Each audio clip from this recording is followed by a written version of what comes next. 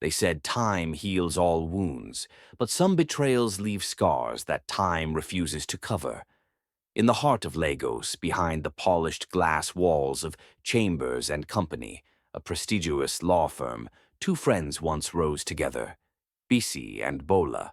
Ambitious, brilliant, unstoppable, or so it seemed, until one of them reached for power with a bloody hand. Bola was the rising star. Her clients trusted her. Her cases won awards. She was next in line for promotion. Everyone saw it. Everyone. Except Bisi. Bisi, her friend, her sister in heels, her bestie, smiled at her wins, while hiding a dagger behind her back. It started with a file, a high-stakes case. Bola had worked nights on it. Every detail, perfect. But on the day of the board review, the file was gone. Missing. Lost. Suspicion fell like a shadow. Fingers pointed. And Bola was suspended. Shamed. Through it all, Bisi held her hand, wiped her tears. "Bestie, I don't know what happened," she said, "but I'll be here for you." She was there, right there, smiling while holding the very file that ruined her friend. 6 months passed. The firm moved on. Promotions were given. Bisi rose quietly, powerfully into Bola's place. But time, as they say, keeps receipts. One Monday morning, the doors of Chambers and Company opened, and there she was, Bola, dressed in gray, hair slicked back, eyes colder than before. She smiled as if nothing had happened. "I'm here to relearn," she said. "Start fresh." Bisi ran to her, arms open. "You're back." "I never left," Bola replied. "Not really." Bola was quiet but precise. She watched, listened, and beneath her calm surface she began to dig. Emails, documents, office whispers. She found forged signatures, tampered files, secret payments from clients. All of them linked to Bisi. Bisi began to feel it, the change, the coldness. Bola's silence wasn't peace. It was preparation. For what? She didn't know, and that got her scarier. More so, she seems to be losing with other members of staff too. Does Bola know? She wondered, but she didn't get any answer. Her only confidant, Bola, seemed aloof, or was it guilt? Subtly, almost without notice, the tide began to turn.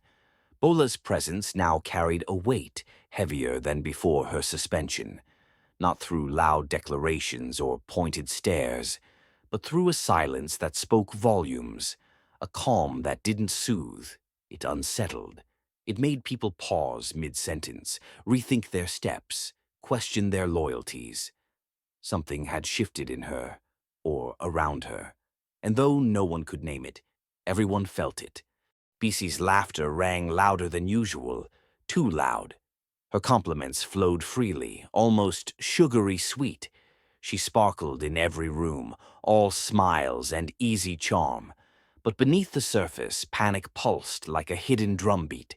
She could feel it, the shift in glances, the quiet exclusions, the air tightening.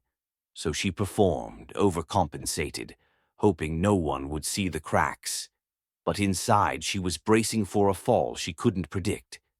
Without a word, Bola kept asking questions. Soft, deliberate, just enough to make Bisi flinch. To stir the past she prayed would stay buried. Then came the leak. The same client file that had mysteriously vanished, suddenly resurfaced, right there on Bola's desk. No note, no explanation, just an anonymous delivery. The proof was clear. Suspended for a crime she didn't commit, she finally had vindication. Bisi scoured the office for answers, demanding to know who had dropped the file. But no one claimed responsibility, only silence. A thick, uneasy silence. Yet something had shifted. Eyes no longer held her with the same warmth. Glances turned sharp, then cold. Whispers floated behind her back. And for the first time, panic clawed at her chest. Bola was cool, cool like a cucumber. She didn't say much. She didn't need to. Every glance, every pause, every polite smile, it was all intentional, calculated. There was no need to raise her voice or make a scene.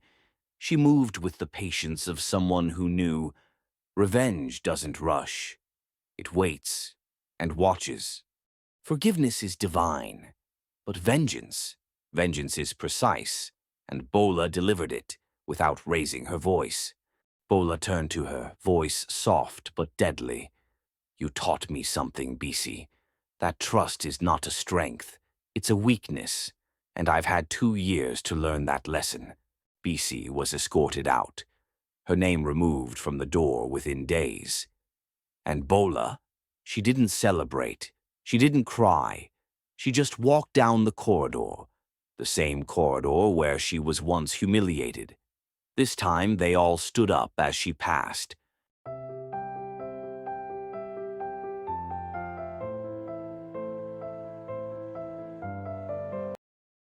Welcome to Afro Tales, where every story leaves a mark on your soul. Please subscribe, comment, and share this video with a friend.